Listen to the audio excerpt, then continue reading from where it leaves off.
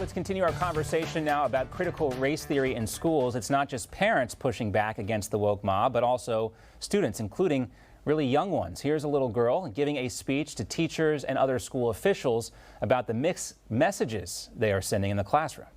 So at lunch, I went up to my principal to tell him about the BLM poster and that I wanted it down.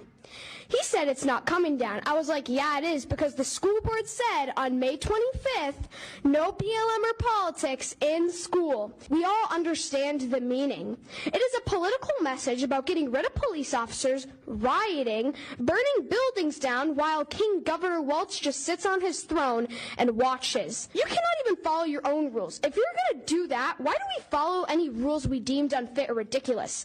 I'm not following your mask rule anymore then. Get the posters out of our schools. All right, let's join in our panel now to talk more about this. Democratic strategist and former Obama advance man Robin Byro is here with us. Jessie Jane Duff is back as well. And Morgan Zegers is back with us. And Bianca De La Garza joins us as well. You know, to hear this student speak, Morgan, is got to, I think, instill some confidence in folks who are more than happy to see this pushback. But when it comes to policies that Democrats might start to regret soon, we know defunding the police is already up there. We're going to see some discussion about this tomorrow from the White House about what they're going to do to combat violent crime. But critical race theory in schools has to be one of the areas they regret as well, even though they'll tell you there's no critical race theory in schools, but the student proves otherwise. Exactly. And I've got to say, for years, people would look at my generation and younger Americans in general, like Gen Z, and they would say, well, they support socialism at an astronomical rate because they've never lived through it. They've never possibly lived in a situation where they were wronged by a government. They can't imagine what it's like. And while this isn't socialism, this isn't what people in Venezuela or the USSR have gone through, this is a pretty serious deal that we've put our children through over the last year, all right? Like, their proms were canceled, yes, in the first few months of COVID, but now they're being forced to go to summer camp and wear masks outside, and then Fauci's emails reveal that masks are useless. So it reminds me of when I grew up in upstate New York under the Governor Cuomo administration.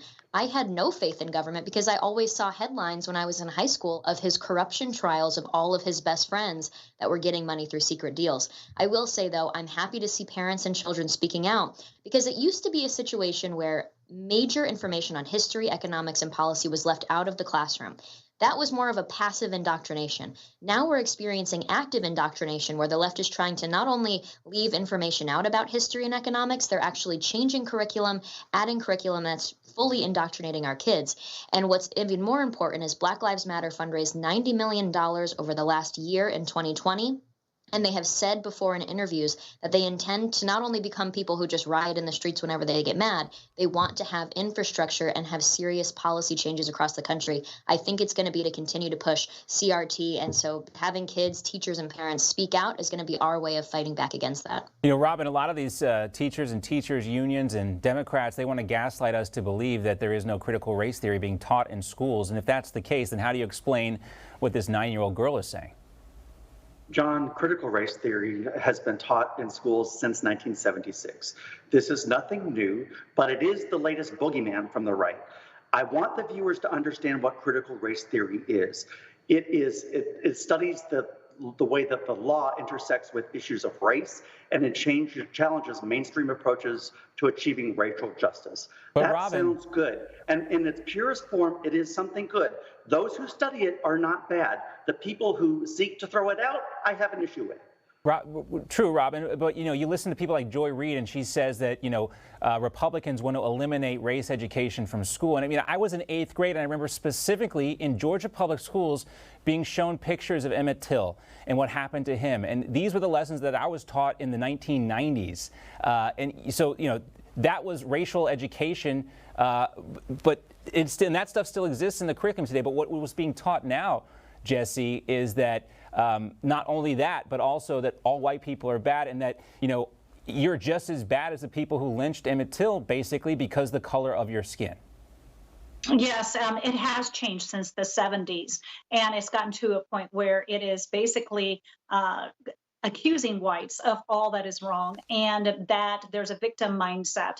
So I want to touch on something that the Black Lives Matter and things like critical race theory, to the extent that they've gone now, is a follow-up on Marxism. When you study what communism actually teaches, is to divide us by race, to divide us by religion, to divide us, to separate us, to make us reliant upon the government, not that our freedom is given to us from God, because communism removes all God.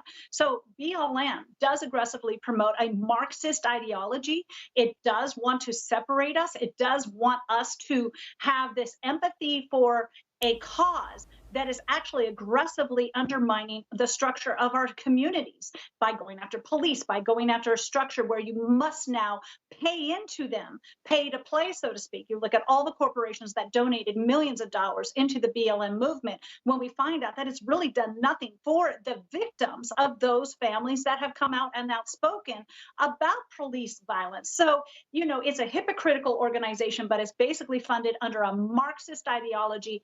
And those of us that are sitting back and trying to square things away, one nation under God, united all of us. And that is what seems to be getting forgotten here. We are now becoming divided, and we're becoming very tribal.